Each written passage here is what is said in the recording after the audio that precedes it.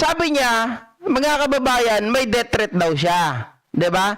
May death threat siya, pero pinapapunta siya ng NBI, pinapapunta siya ng DOJ para humarap at malaman yung kung sino, saan nagmula, at makipagtulungan siya, malaman kung ano talaga yung pinagsimulan nung sinasabi niyang death threat. Ang problema, mga kababayan, sa media lang ata nagsalita at nagpa-blatter itong si Sara. Paano ngayon malalaman ng ating kapulisan? Ayaw niyang makipagtulungan. Kaya nga sabi ko, mukha nitong ni Sara, mukhang nagsisinungaling lang. Bakit, mga ka-GP natik? Saan ka nakakita na may death threat ka, pero lakwatsa ka ng lakwatsa? Doon nga sa Liwasang Bonifacio, naglalakad lang eh. Tapos may death threat ka, ayaw mo makipagtulungan sa NBI, ayaw mo makipagtulungan sa DOJ. Ang sabi niya, mga kababayan, ay hindi namin binigay yung mga papel namin, yung mga prueba namin, kasi wala kaming tiwala sa kanila. Paano pa sila mag-iimbestiga kung wala kang tiwala sa kanila? Di ba? Ikaw mismo sinasabi mo, itong mga taong to, ayaw man lang mag-imbestiga ng tungkol sa akin. Samantalang kay BBM, doon sa sinabi ko lang, naniwala na kaagad sila na merong threat. Tapos sa akin, wala. Paano nga maniniwala sa iyo yung tao? Paano maniniwala ang NBI kung sinusolo mo yung dahilan o sinusolo mo yung sinasabi mong pruweba? Pakinggan natin, mga kababayan, ituloy natin yung kanina. Medyo naglolo ko na yung mouse ko But that is one option that we are preparing for in case there is a pull out of the... Correct, Epi Torres.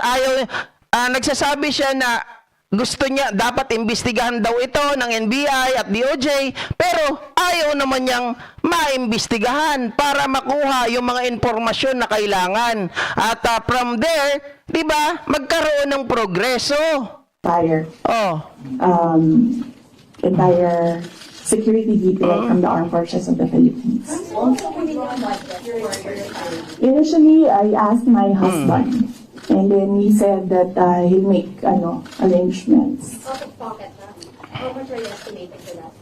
Well, wala pa kaming we have not requested for proposals yet from service providers. We have not requested a proposal yet. So, but Security agencies that you're I think only Filipino organizations or agencies are allowed that kind of service within the Philippines. I think, Mama, I do not know.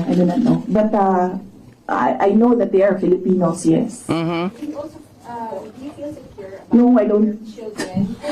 No, ma'am. No. But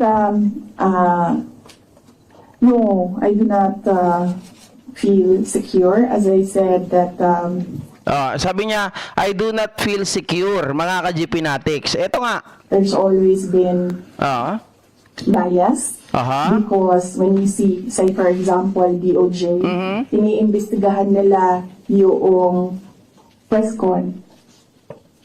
Pero hindi nila iniimbestigahan kung bakit kami umabot doon sa presscon na yon. Okay. Mga kababayan, sabi niya gano'n, iniimbestigahan nila yung presscon. Yun yung time na nagwala po siya, na pwede namang may ilaw, pinili niya pong nakapatay ang ilaw. 'Di ba? Nagluka-lukahan dun sa loob, nagmumura, at binitawan niya nga yung kanyang conditional death threat daw kay Pangulo, kay Speaker, at kay FL. Okay? Bakit daw hindi iniimbestigahan yung punot dulo? Bakit daw umabot sa punto ng presscon na yon, mga kababayan? Ang tanong, where ka ba nagsuplong? Saan ka ba nagsabi? Saan mo ba ito ipinablatter? Bakit hindi alam ng NBI? Bakit hindi alam ng AFP yung mga pangyayari na yon? Paano, mga kababayan? Sa ano lang niya, tawag dito, nagpablatter ata sa media? Sino maniniwala doon? At ang nakikita ko dito, parang yung ginagawa ni Sara, para mailihis yung kwento, to divert yung kanyang death threat kay Pangulo ay gumagawa na lang siya ng dahilan para yung bagay na yun ay malihis. Iniimbestigahan nila ang threat ko, no? Pero they've not ever Tama, nagpa-blatter sa media. investigated threats against me, which are all documented, but we do not give them the information because we don't trust them at all. Kita mo mga kababayan, paano kanila iimbestigahan? Anak ka ng tinapa. Sabi niya ganon, we have all the document, we have all the screenshot, videos and everything. Ganun ang sinabi niya eh. Pero hindi namin sa kanila binigay yung dokumento kasi we don't trust them. Puta. Anong klase yan? Paano kayo iimbestigahan ng mga tao na gusto mo imbestigahan yung pangyayari, pero yung mga dokumento, yung mga katibayan na sinasabi mo, ay ayaw mong iabot sa kanila. Anong gusto mo dyan? Amagin, mga kababayan? Hiling ka ng hiling, ngawa ka ng ngawa, bungaw-ngaw ka ng bungaw-ngaw sa media na ayaw imbestigahan yung death threat mo. Pero ikaw mismo, wala ka palang tiwala sa kanila at ayaw mong ibigay. Paano? Paano yan maiimbestigahan, mga kababayan? Diyos mio, Marimar. No, I don't. No, ma'am. No. But,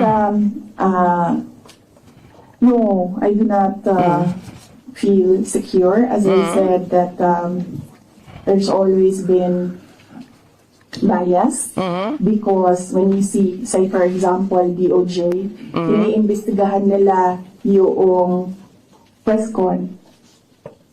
Pero hindi nila iniimbestigahan kung bakit kami umabot doon sa press con na yon. Iniimbestigahan nila ang threat ko, no?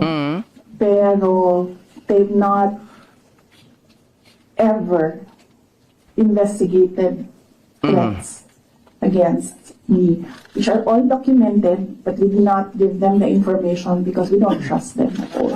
Last two questions, Red. Then That's all documented, but hindi namin binigay sa kanila ang mga dokumento dahil wala kaming tiwala sa kanila. Patay tayo dyan, mga kababayan. Sabi nga ni Ma'am Ilocano Kana, if you really don't trust the government, then get out of it, Sara Gonggong. Diba, mga kababayan? Kasi ang hirap talagang intindihin. Parehas na parehas sila ng tatay niya. Yung kanilang sinasabi, nagkakanda-buhol-buhol. Yung kanilang sinasabi, nagsasabong. Sino ang paniniwalaan mo doon? Gusto mo na imbestigahan ang isang bagay. Sabi mo, bakit itong mga to? Nagsiselos ka pa, kunwari. Bakit itong mga to? Yung sinabi ko kay BBM, doon sa press con, iniimbestigahan nila, bakit yung death threat sa akin hindi? That all, yan ay kompleto ang dokumento. Pero, hindi namin binigay sa kanila yung dokumento kasi wala kaming tiwala sa kanila.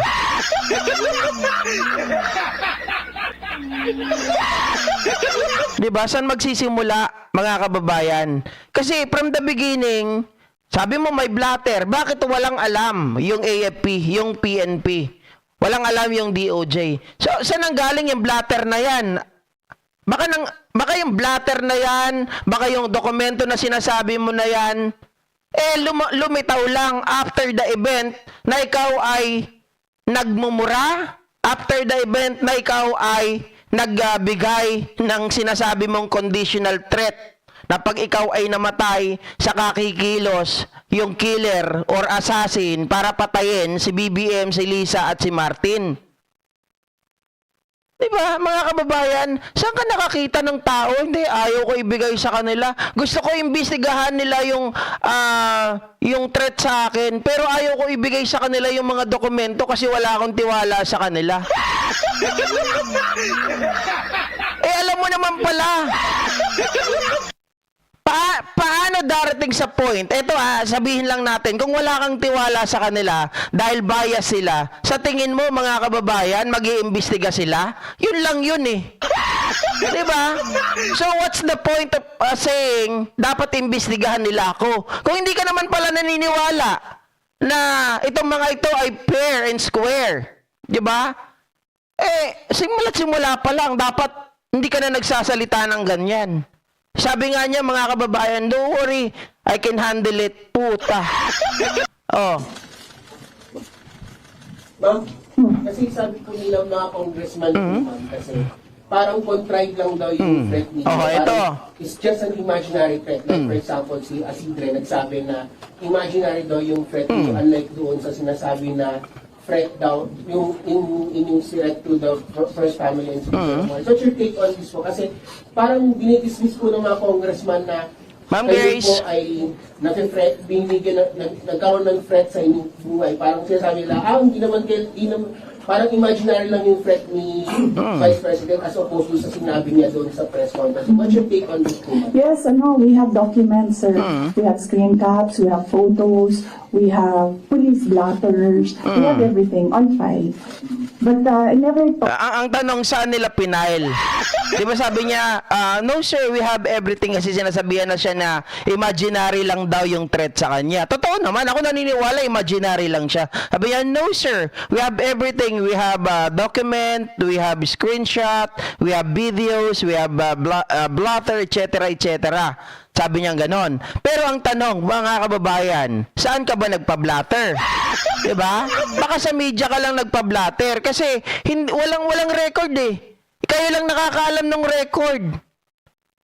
So paano yan? Paano natin yan? Di ba ang isang abogado, mga kababayan, bago yan magsasalita dapat, merong mga ebidensya to substantiate the allegation. Meron din bagay na talagang mag-verify ng veracity ng sinasabi mo. Ngayon, kung hindi mo ibibigay ito sa mga uniform personnel, how they can trust you na totoo yung sinasabi mo? Otherwise, mga kababayan, ang iisipin lang ng tao, buang ka talaga. Diba? Oh.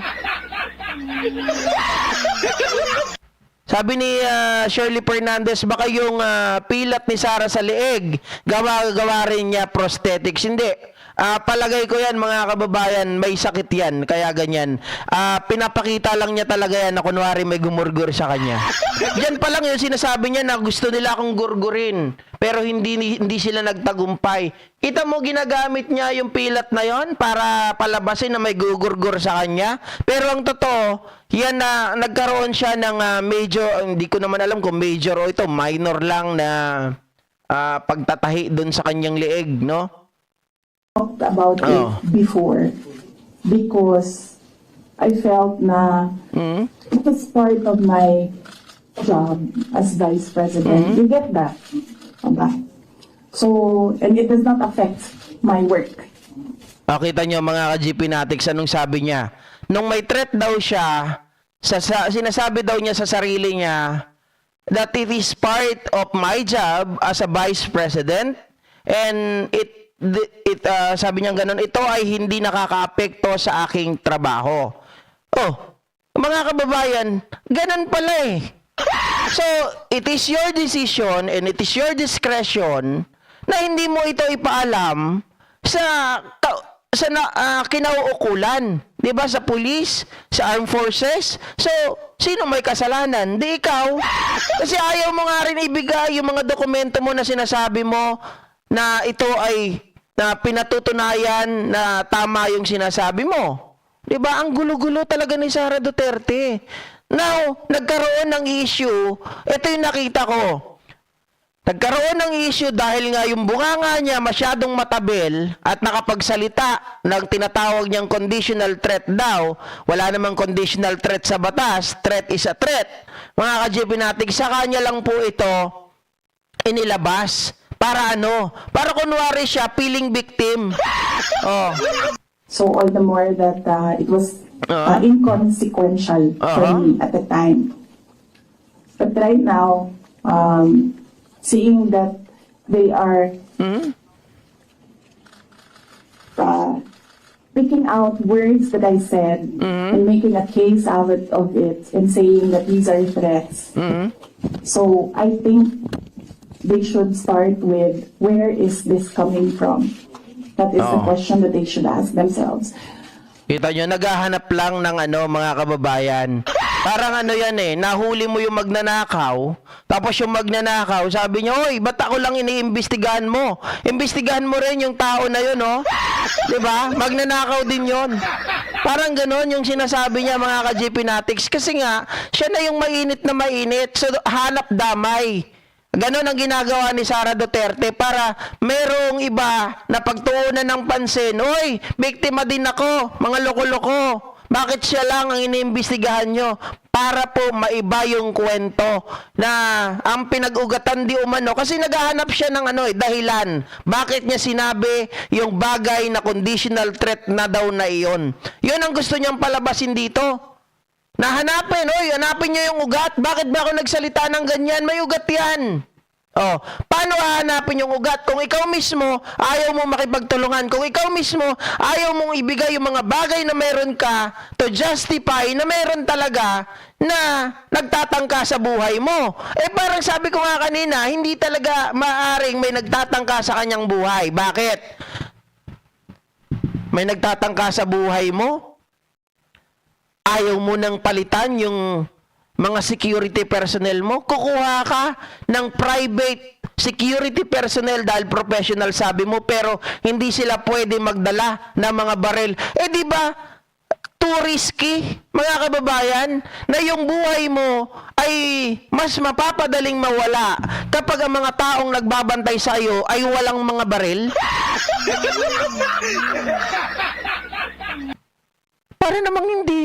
Parang hindi abogada talaga ako mag-isip. Sino ba ang mas risky? Yung tao na ibinigay sa iyo ng gobyerno na para magbantay sa iyo, o yung mga tao na nanggaling lang kung saan tapos magbabantay sa iyo walang baril? Di ba? Mga kababayan. Doon ka lang magtataka ka na Ang gulo-gulo ni Sara Duterte. Hindi mo malaman kung ano talaga. Kaya kung pipick upin mo lahat ng sinasabi nito, pocha, dadalhin talaga tayo lahat kung saan. Alam niyo kung saan? Sa Mandaluyong. Lahat tayo naguguluhan sa kanyang sinasabi. Kumbaga parang sa boxing sila nagsusuntukan Mga kababayan, yung kanyang mga salita, words against her words, di ba? Which is which? Which is which? Alin ang tama? Ang gulo. But I don't think they'll ever ask that of themselves. So we'll just move on to the cases and the impeachment and whatever will come in the new year. Do you regret saying Antayin na lang daw, mga kababayan, kung ano mangyayari sa kanya. Let's move on if the impeachment will go through. such threat to the President and the First Lady and the Speaker? Ma'am, buti na yung alam nila, ma'am, na pag namatay ako, hindi talaga ako, I will not die in vain. CP, you mentioned the 2028 presidential elections that all of the attacks of the Marcos government really now is all connected to 2028. The last time, the sitting vice president, a very popular sitting vice president, was investigated. Iba na yan. Ibang topic na yan. Medyo magulo na yan. Hindi ko nakuha yung isang topic dito na kung saan ipinapaliwanag niya yung sa confidential funds, mga ka-GPnatics. Talagang pinagtatakpan niya na kesyo.